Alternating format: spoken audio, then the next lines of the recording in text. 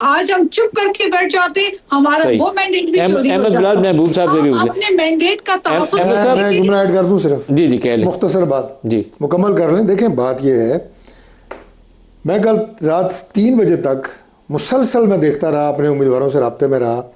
एक भी शिकायत election commission of Gilgit Jammu Azad Jammu Kashmir को इनके किसी कैंडिडेट की तरफ से जमा नहीं कराएगी। फैक्ट पे बात करें ना, सियासी तकरीरें जितनी मर्जी करें। 6 लाख अभी वोट कहाँ से आए सर? सुने ना, 6 लाख वोट कहाँ से आए? 6 लाख वोट डाले हैं ना लोगों ने, मुख्तलिफ जमातों को डाले हैं। किन लोगों ने? आज़ाद कश्मीर में जो वोटर्स थे मीरपुर डिवीजन के 6 लाख वोट कास्ट हुआ है। वो नाज मानती नहीं है, सारी जमातों को पड़ा है ना। नाज मानती नहीं। नाज पता नहीं जिंदगी में आज़ाद कश्मीर कभी गई भी है या नहीं।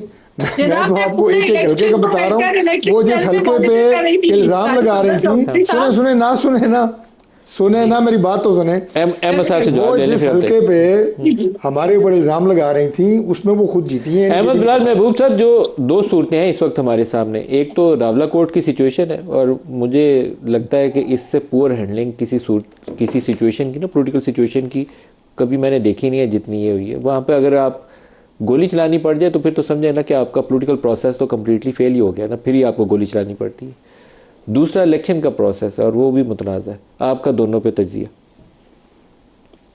बहुत शुक्रिया। देखिए मलिक साहब, ये जो रावला कोर्ट में हो रहा है, अगर मैं उनके 38 नकात पे मबनी जो चार्टर ऑफ डिमांड है उसको देखूं तो मुझे वो बहुत रीज़नेबल लगता है और वो दुरुस्त है, उसको तस्लीम किया जाना चाहिए।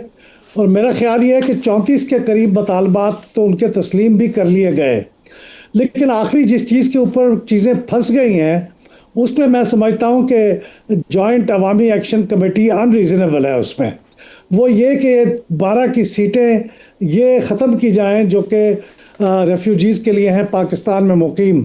उनका मुतालबा बिल्कुल सही है, मैं भी उसके हक़ में हूँ कि उसका जो इंतखाब का तरीका है उसे तब्दील होना चाहिए।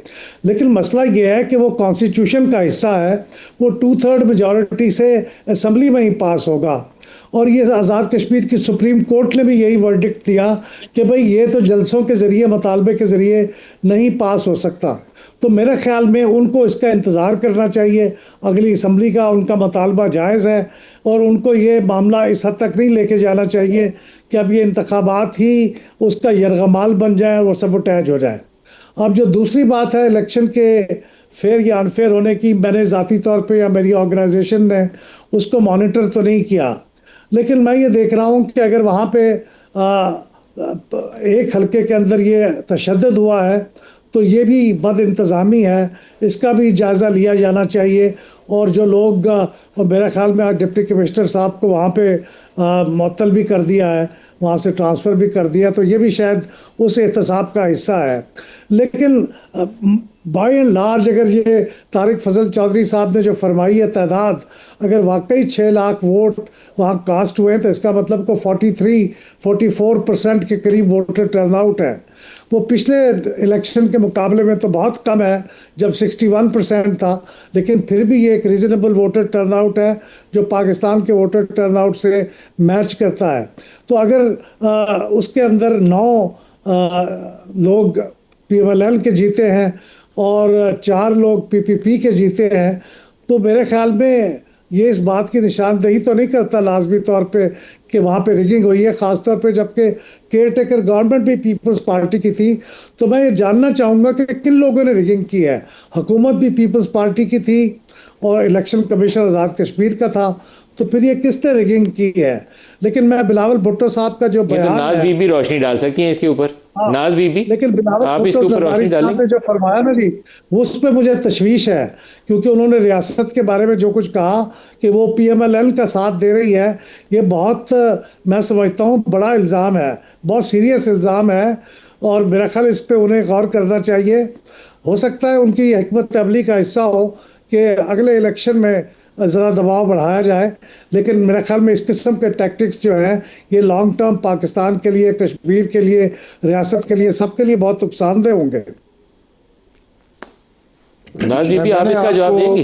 पहले नाज बीबी से जवाब ले लें। नहीं, ये रियासत वाली बात का जवाब ले लीजिए। नाज बीबी, देखिए नदीम मलिक साहब, धांधली किसने की ये मुझे कहने की जरूरत नहीं है।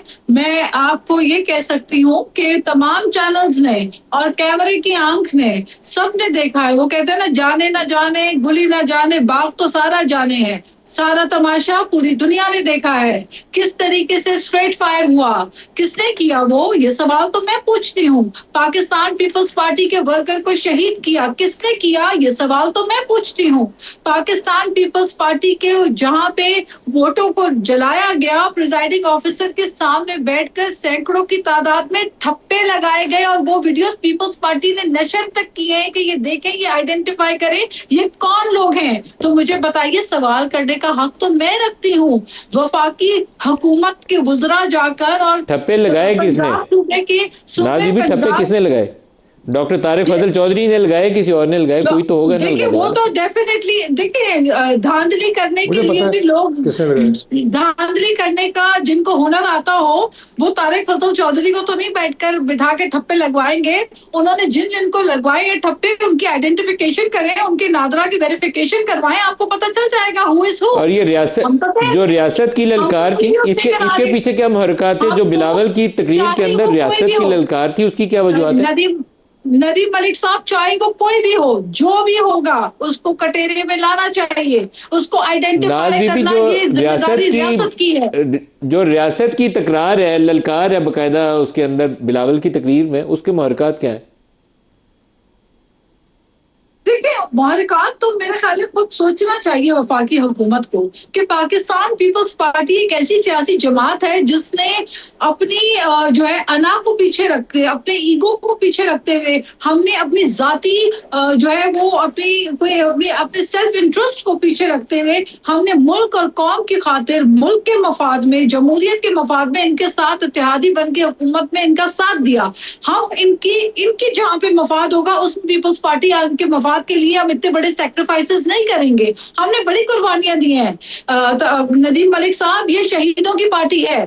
इस पार्टी ने बड़ी लीडरशिप ने शहादतें दी हैं।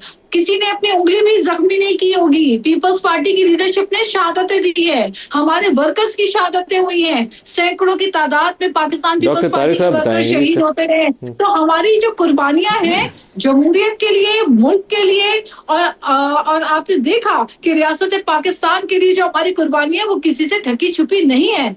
तो लिहाजा हमसे बैठकर अगर डॉक्टर तारिक साहब जवाब दीजिए जी, रियासत की बाकायदा आज ललकार रहे थे वो बिलावल, एक दफा नहीं, कोई 11-12 दफा। ये है कि पाकिस्तान के अंदर जो पॉलिटिकल स्पोर्ट्समैन स्पिरिट है इसका अजीब फुकदान पैदा हो गया है।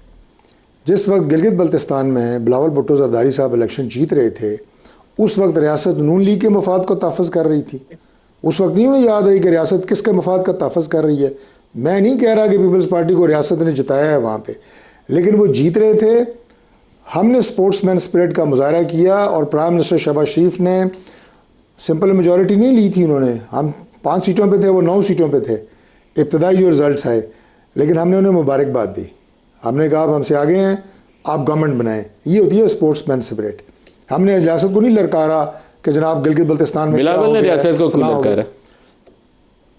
उन्हें आज़ाद कश्मीर के अंदर मुस्लिम लीग नून की जो विक्ट्री है वो हज़म नहीं हो रही।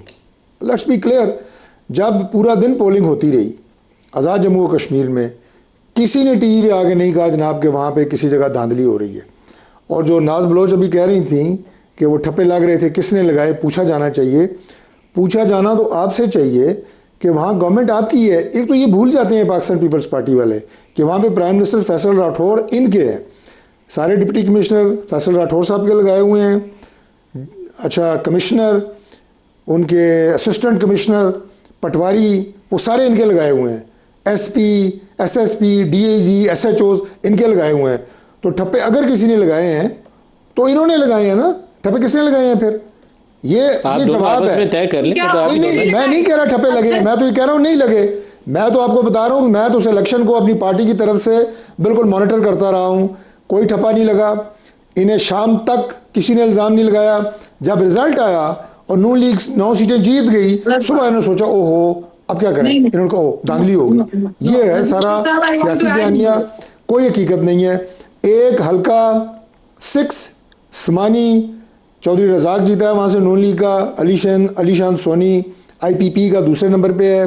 तो भाई बात यह है कि आपका अपना लगाया हुआ स्टाफ, अमला, और धांधली का इल्ज़ाम लगाने से पहले सोचो तो सही, हमारी गवर्नमेंट है वहाँ पे। अब यहाँ पे इस्लामाबाद में इलेक्शन हो और शाम को डॉक्टर तारे के ठप्पे लग गए हैं, धांधली हो गई है, और भाई गवर्नमेंट हमारी है, तो मुझे सोचना चाहिए कि यहाँ पे तमाम इंतज़ामिया हमारी अपॉइंटेड है। अगर यहाँ पे कोई ठप्पे लगाएगा तो इंतज़ामिया के ताउन से लगाएगा, ऐਵੇਂ नहीं लगा सकता।